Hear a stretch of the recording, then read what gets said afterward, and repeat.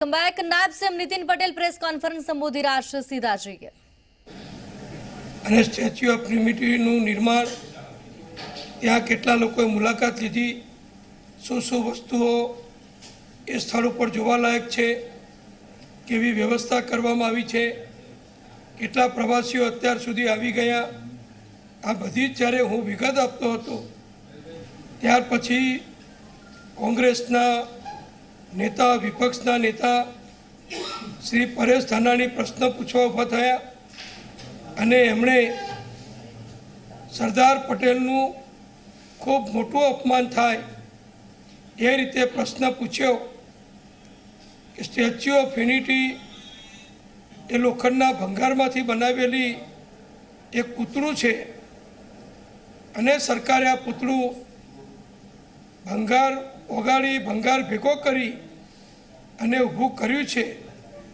આવું વિશ્વની સૌથી ઊંચી સરદાર વલ્લભભાઈ પટેલની વિરાટ પ્રતિમા અને વિરાટ પ્રતિભાને ખૂબ જ અપમાનજનક રીતે વર્ણન કરી વિપક્ષના નેતા પરેશ ધાનાણીએ જે શબ્દો વાપર્યા અને સ્ટેચ્યુ ઓફ યુનિટીને લોખંડનો ભંગાર કહ્યો, એના કારણે અમારા ભારતીય જનતા પક્ષના બધા ધારાસભ્યો એકદમ વિધાનસભામાં ઊભા થઈ ગયા અને પરેશભાઈએ આ શબ્દો જે વાપર્યા સરદાર વલ્લભભાઈ વિશે, એમની પ્રતિમા વિશે, એ પાછા ખેંચવા, એના વિશે માફી માગવા અધ્યક્ષશ્રીને વિનંતી કરી.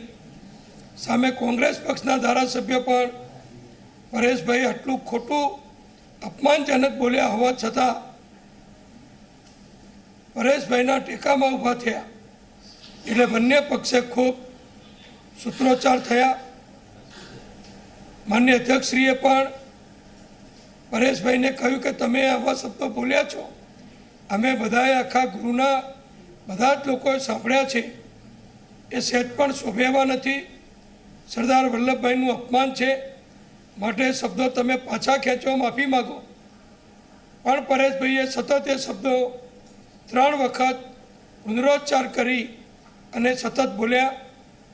અધ્યક્ષના આગ્રહના કારણે પાછળથી એમણે એવું કહ્યું કે હું આવું બોલ્યો જ નથી અને જો બોલ્યો હોઈશ તો હું માફી માગીશ. એટલે માનનીય અધ્યક્ષશ્રીએ વિધાનસભા સત્ર મુલતવી રાખ્યું અને પ્રશ્નોત્તરીનો સમય પૂર્ણ થયા પછી માનનીય અધ્યક્ષશ્રી પાસે વિધાનસભાનું જે લિખિત બધું નિવેદન આવે છે એ આવી ગયું ને અત્યારે રિસેસ પૂરી થયા પછી અધ્યક્ષશ્રીએ આખું નિવેદન વાંચી સંભળાવ્યું, જેમાં સ્પષ્ટ સાબિત થયું કે પરેશભાઈ 3 વખત સ્ટેચ્યુ ઓફ યુનિટીની સરદારની પ્રતિમાને લોખંડના ભંગાર સાથે સરખાવી છે. એટલે ફરીથી અધ્યક્ષશ્રીએ એમને વિનંતી કરી કે તમે સરદાર વલ્લભભાઈનું અપમાન કર્યું છે, માટે માફી માગો, તમારા શબ્દો પાછા ખેંચો. પણ ગમે તેટલું કહેવા છતાં જુદી જુદી રીતે વાતને લંબાઈ, જુદા જુદા નવા પ્રશ્નો ઊભા કરી અને પરેશભાઈએ હજુ સુધી માફી માગી નથી, શબ્દો પણ પાછા નથી ખેંચ્યા. એટલે ફરીથી ગૃહમાં સૂત્રોચ્ચાર થયો, બંને પક્ષે સૂત્રોચ્ચાર થયો અને કોંગ્રેસના કેટલાક ધારાસભ્યો એ પણ ઈચ્છી રહ્યા છે કે પરેશભાઈએ ભૂલ કરી છે, એમણે માફી માગવી જ જોઈએ એવું અમને પણ આવીને કહી ગયા છે, પણ જાહેરમાં કોઈ બોલતા નથી. કોંગ્રેસના ઘણા ધારાસભ્યો પરેશભાઈના આવા નિવેદનથી ખૂબ દુઃખમાં છે, દુઃખી છે, કારણ કે એમને પણ ખબર છે કે સરદાર વલ્લભભાઈ અખંડ ભારતના ઘડવૈયા વિરાટ પુરુષ, એમને ન શોભે એવા શબ્દો પરેશભાઈ જે બોલ્યા છે એનું નુકસાન ફક્ત પરેશભાઈને નહીં પણ સંપૂર્ણ કોંગ્રેસ પક્ષને આગામી સમયમાં થશે. જેમ જેમ મીડિયા દ્વારા આ વાત લોકો સુધી પહોંચશે, મેસેજ વાયરલ થશે, આવતીકાલે દૈનિક પત્રોમાં પણ આ વિગત આવશે, એટલે ચોક્કસ આખા ગુજરાતમાં કોંગ્રેસ વિરુદ્ધ, પરેશભાઈ વિરુદ્ધ ખૂબ મોટો આક્રોશ થવાનો છે. જો પરેશભાઈ હજુ પણ માફી નહીં માગે તો અમારા ભારતીય જનતા પક્ષના કાર્યકરો સમગ્ર ગુજરાતમાં જ્યાં જ્યાં કોંગ્રેસના ધારાસભ્યો છે એ બધાનો પણ વિરોધ કરશે અને કોંગ્રેસને સરદાર વલ્લભભાઈનો આ અપમાનનું ખૂબ મોટું નુકસાન આગામી સમયમાં સહન કરવું પડશે. આખું ગુજરાત ને આખો દેશ જાણે છે કે કોંગ્રેસે હંમેશા સરદાર વલ્લભભાઈને અપમાનિત કર્યા છે. સરદાર વલ્લભભાઈને હંમેશા એમણે અવહેલના કરી છે. સરદાર વલ્લભભાઈને કોંગ્રેસે ભારત રત્ન એવોર્ડ પણ નહોતો આપ્યો. ફક્ત ગાંધી પરિવારની પૂજા, ગાંધી પરિવારની સેવા કરવી એ જ કોંગ્રેસનો જ્યારે ધર્મ બની ચૂક્યો છે, ત્યારે બીજા મહાન નેતાઓનું અપમાન કરવાનું કોંગ્રેસીઓ ચૂકતા નથી. પણ આજે પરેશભાઈએ ગંભીર ભૂલ કરી છે અને જો માફી નહીં માગે હજુ પણ તો એના ગંભીર પરિણામ પરેશભાઈને, કોંગ્રેસના બધા ધારાસભ્યોને અને સમગ્ર કોંગ્રેસ પક્ષને ગુજરાતની અંદર આગામી સમયમાં ભોગવવા પડશે. એ પ્રમાણેનું પ્રજાકીય દબાણ અમે ઊભું કરીશું. કોંગ્રેસે એવું કીધું કે જે સરદાર પટેલનું અપમાન કોંગ્રેસે નહીં પણ ભાજપે કર્યું છે. ચીનમાંથી જે મૂર્તિ છે તે બનાવવામાં આવી છે, જે દુશ્મન ગણવામાં આવતું હતું. તો આ કેવું સન્માન છે? જો આ બધી ખૂબ જૂની વાતો છે. તમે બધા પણ ખોટા પ્રશ્નો રિપીટ કરો છો. સેંકડો વખત અમે જવાબ આપી ચૂક્યા છીએ કે ભારતની પ્રખ્યાત L&T કંપની દ્વારા સરદાર પટેલની પ્રતિમાનું નિર્માણ કરવામાં આવ્યું છે. ફક્ત 10%થી ઓછો સામાન, ક્લેડિંગ કરેલું જે આકૃતિ આપવા માટેનો સામાન એ આપણા આયાત કરેલો છે. બધું જ કામ ગુજરાતમાં, ભારતમાં કરવામાં આવ્યું છે. જે મટીરિયલ વપરાયું, સાધન સામગ્રી વપરાઈ, બધી એ ભારતીય છે. પણ અમે આજે એ પ્રશ્નને આની સાથે જોડવા નથી માગતા, કારણ કે અમને ખબર છે કે કોંગ્રેસના કેટલાક લોકો આખા પ્રશ્નને આજે ડાયવર્ટ કરી અને બીજી બાજુ લોકોનું ધ્યાન દોરવા માગે છે. આજે તો ફક્ત અમારો એક જ પ્રશ્ન છે અને એક જ માગણી છે કે પરેશ ધાનાણીએ, કોંગ્રેસના નેતાએ સરદાર વલ્લભભાઈની વિશ્વની ઊંચામાં ઊંચી વિરાટ પ્રતિમાને લોખંડનો ભંગાર કહીને એનું અપમાન કર્યું છે. એના વિશે માફી માગે. બસ એક મુદ્દાની જ આજે અમારે વાત કરવી છે. એના સિવાય કોઈ મુદ્દા અમારે ચર્ચા કરવી નથી. એની ચર્ચા કરવી હોય તો માફી માગે, પછી જે ચર્ચા કરવી હશે એના જવાબ વિધાનસભામાં પણ આપવા અમે સરકાર પક્ષે તૈયાર છીએ. એક જણ પરિવાર શરૂ થશે. જો માફી નહીં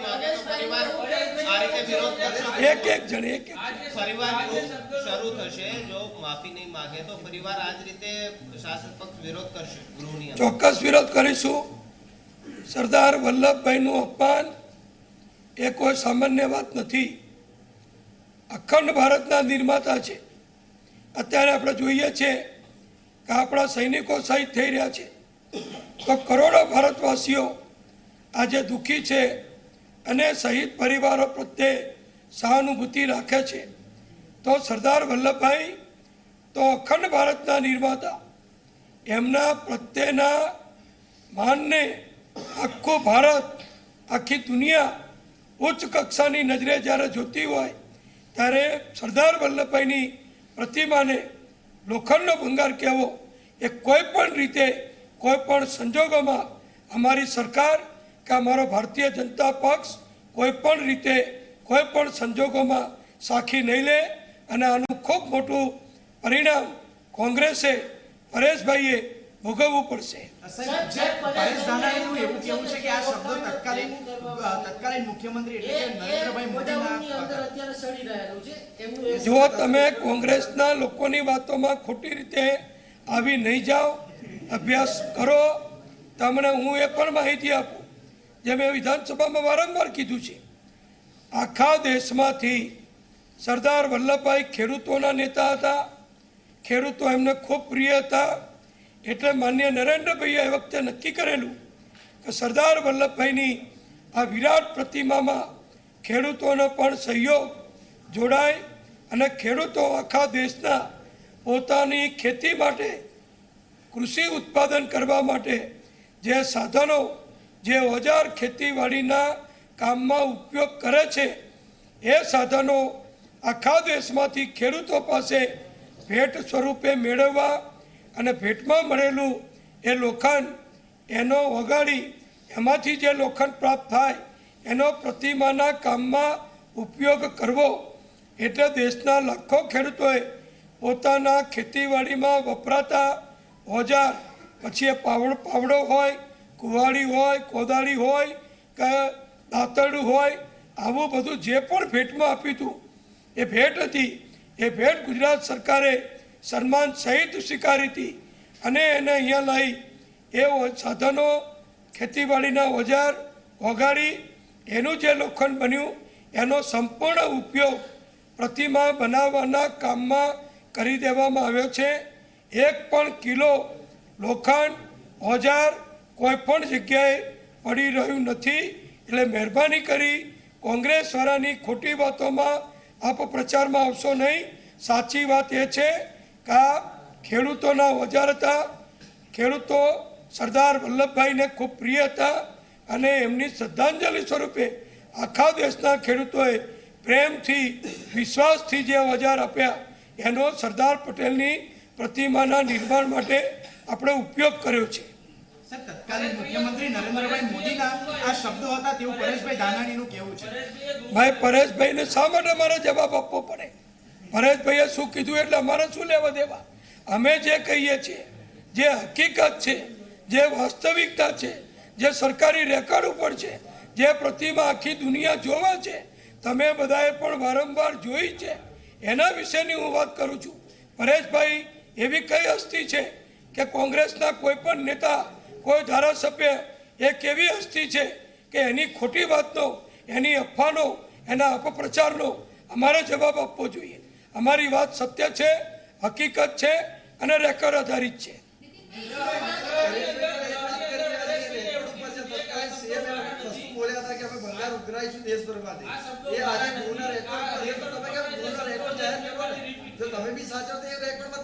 ભાઈ જો તમે બધા પણ એક તરફી વાત નહીં કરો મહેરબાની કરી. અત્યારે એક મિનિટ બેન, અત્યારે જે વાત થઈ છે એ સરદાર પટેલની પ્રતિમાની વાત થઈ છે. બીજી કોઈ ચીજ આમાં જોડવાની એટલા માટે મારી વિનંતી છે કે ના પ્રશ્ન કરશો. કારણ કે મૂળ વાત છે કે આ સરદાર પટેલની પ્રતિમા એ લોખંડનો ભંગાર છે. હું આપણે કહું જે આપણા હજારો વર્ષથી જોતા આવીએ છીએ કે કોઈ પથ્થર હોય કોઈ પર્વતમાંથી આરસપાળનો પથ્થરો નીકળ્યો હોય એ જ્યાં સુધી પથ્થર હોય ત્યાં સુધી પથ્થર હોય છે પણ એમાંથી ભગવાનની માતાજીની મૂર્તિ બનાવવામાં આવે ભગવાનનું શિવલિંગ બનાવવામાં આવે પછી આપણે એને પથ્થર તરીકે નથી જોતા. એ ભગવાન છે દેવ છે માતાજીની મૂર્તિ છે શિવલિંગ છે. એ રીતે આપણે એની પૂજા હજારો વર્ષથી કરતા આવ્યા છીએ. કોઈ વિધર્મી એમ કે આ માતાજીની મૂર્તિ એ પથ્થર છે કોઈ વિધર્મી કોઈ ધર્મનો દુશ્મન એમ કે આ શિવલિંગ એ પથ્થરનો ટુકડો છે તો કોઈ હિન્દુ આખી દુનિયાનો એને ચલાવી ના લે. એમ સરદાર વલ્લભભાઈની પ્રતિમા એ વિરાટ પ્રતિમા છે. ગુજરાતનું ભારતનું ગૌરવ છે. એને કોઈ પણ રીતે કોઈ પણ વ્યક્તિ અવમૂલ્યન કરવા જશે તો અમે સહેજ પણ ચલાવી લેવાના નથી. મારી મીડિયાને પણ વિનંતી છે કે અમારી સાચી વાત તમે પ્રજા સુધી સારી રીતે પહોંચાડો અને કોંગ્રેસની ખોટી અપપ્રચારવાળી વાત એ પણ મૂકો. તમે પણ પ્રજાને કહો કારણ કે તમે બધા પણ એ વખતે વિધાનસભામાં ઉપસ્થિત હતા. તમે પણ સાંભળ્યું છે કે પરેશભાઈએ સરદાર વલ્લભભાઈની પ્રતિમાને લોખંડનો ભંગાર કહ્યો છે. આ સાચી વાત પત્રકાર તરીકે તમે પત્રકાર ધર્મ પણ બજાવો એવી હું આશા રાખું છું. આભાર.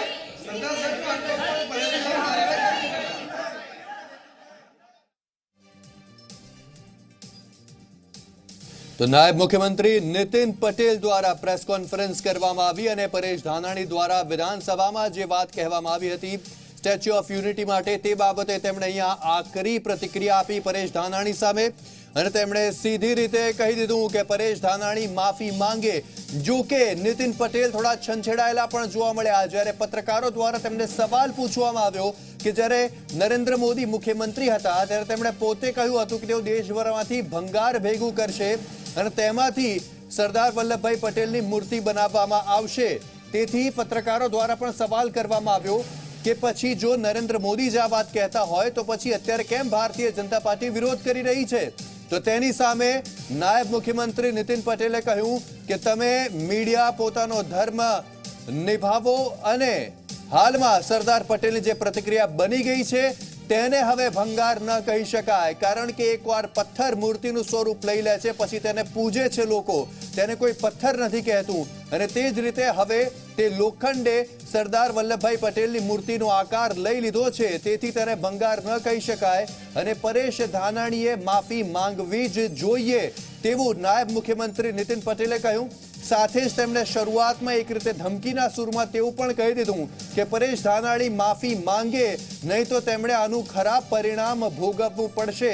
ગુજરાતભરમાં તેમનો વિરોધ કરવામાં આવશે, આવતીકાલના સમાચાર પત્રોમાં તેમની વિરુદ્ધ લખવામાં આવશે, તે પ્રકારની વાત નાયબ મુખ્યમંત્રીએ કરી છે. તો નાયબ મુખ્યમંત્રીએ સીધી રીતે કહી દીધું કે પરેશ ધાનાણી માફી નહીં માંગે તો ગંભીર પરિણામો તેમણે આવનારા દિવસોમાં ભોગવવા પડશે. ત્યારે અહીંયા સવાલ તે છે કે પરેશ ધાનાણી બોલ્યા કે ન બોલ્યા? પરેશ ધાનાણી બોલ્યા છે કે નથી બોલ્યા તે મુખ્ય સવાલ છે.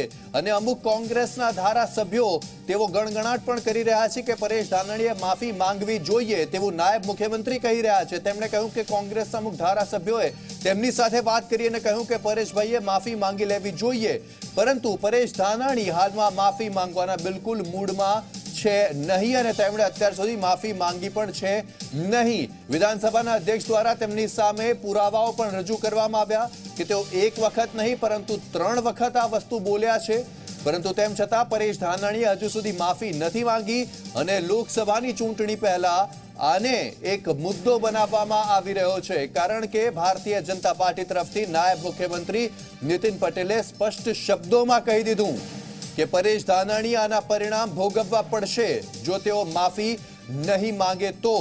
તો હવે જોવાનું તો તે જ છે કે પરેશ ધાનાણી પોતાની વાત પર અડગ રહે છે કે તેઓ માફી માંગે છે, પરંતુ તેની વચ્ચે નીતિન પટેલે પણ અમુક મીડિયાના સવાલો જવાબ આપવાનું ટાળ્યું અને તેમણે મીડિયા પર તેવો આક્ષેપ પણ લગાવ્યો કે તમે માત્ર એક તરફી સવાલ ન પૂછો. બંને તરફી સવાલ પૂછાઈ રહ્યા હતા મીડિયા તરફથી, પરંતુ નાયબ મુખ્યમંત્રી નીતિન પટેલને તેવું લાગ્યું કે માત્ર એક તરફી સવાલ પૂછવામાં આવી રહ્યા છે તેમને, અને અંતમાં તેઓ માત્ર તેમને જે કહેવું હતું તે કહી અને મીડિયાના અમુક સવાલોના જવાબ આપ્યા વગર સવાલો અધૂરા છોડી અને તેઓ ચાલ્યા ગયા. વિધાનસભા ગૃહમાં આજે સરદાર પટેલના નામે રાજનીતિ થઈ અને હોબાળો પણ મચ્યો. કોંગ્રેસના નેતા, વિપક્ષના નેતા શ્રી પરેશ ધાનાણી પ્રશ્ન પૂછવા ઊભા થયા અને એમણે સરદાર પટેલનું ખૂબ મોટું અપમાન થાય એ રીતે પ્રશ્ન પૂછ્યો કે સ્ટેચ્યુ ઓફ યુનિટી એ લોખંડના ભંગારમાંથી બનાવેલી એક પૂતળું છે અને સરકારે આ પૂતળું ભંગાર ઓગાળી ભંગાર ભેગો કરી અને ઊભું કર્યું છે. આવું વિશ્વની સૌથી ઊંચી સરદાર વલ્લભભાઈ પટેલની વિરાટ પ્રતિમા અને વિરાટ પ્રતિભાને ખૂબ જ અપમાનજનક રીતે વર્ણન કરી વિપક્ષના નેતા પરેશ ધાનાણીએ જે શબ્દો વાપર્યા અને સ્ટેચ્યુ ઓફ યુનિટીને લોખંડનો ભંગાર કહ્યો, એના કારણે અમારા ભારતીય જનતા પક્ષના બધા ધારાસભ્યો એકદમ વિધાનસભામાં ઊભા થઈ ગયા અને પરેશભાઈએ આ શબ્દો જે વાપર્યા સરદાર વલ્લભભાઈ વિશે, એમની પ્રતિમા વિશે, એ પાછા ખેંચવા, એના વિશે માફી માંગવા અધ્યક્ષશ્રીને વિનંતી કરી. સામે કોંગ્રેસ પક્ષના ધારાસભ્ય પણ પરેશભાઈ આટલું ખોટું અપમાનજનક બોલ્યા હોવા છતાં પરેશભાઈના ટેકામાં ઊભા થયા એટલે બંને પક્ષે ખૂબ સૂત્રોચ્ચાર થયા. કોલમાં અમારી સાથે જોડાઈ ગયા છે ગાંધીનગરથી અમારા સંવાદદાતા કિંજલ મિશ્રા. તેમની સાથે જ વાત કરીશું. કિંજલ, સૌથી પહેલો અહીંયા સવાલ તે છે કે નાયબ મુખ્યમંત્રીનું આકરું વલણ તો જોવા મળ્યું, પણ સાથે જ ધમકીનો સૂર પણ સાંભળવા મળ્યો. તેમણે સ્પષ્ટ શબ્દોમાં કહી દીધું કે પરેશ ધાનાણી માફી માંગે નહીં તો ગંભીર પરિણામો ભોગવવા પડશે.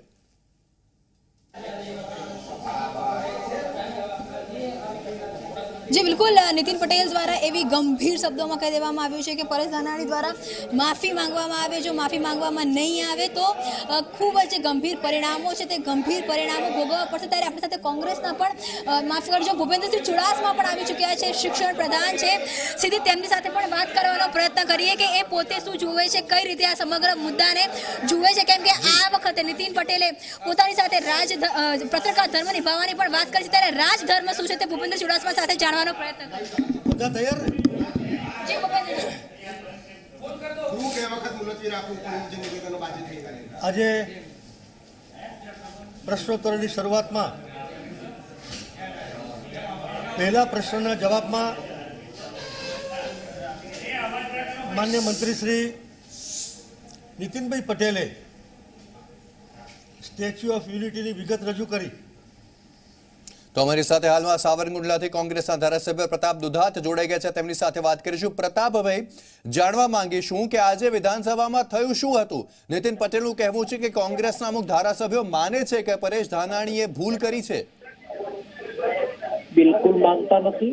પરેશભાઈ ધાનાણી જે છે અસંસદીય શબ્દનો કોઈ ઉલ્લેખ થયો નથી અને નીતિનભાઈ પટેલથી લઈને ભારતીય જનતા પાર્ટી સરદાર સાહેબના નામ ઉપર રાજકીય રોટલા શેકવા માંગે છે.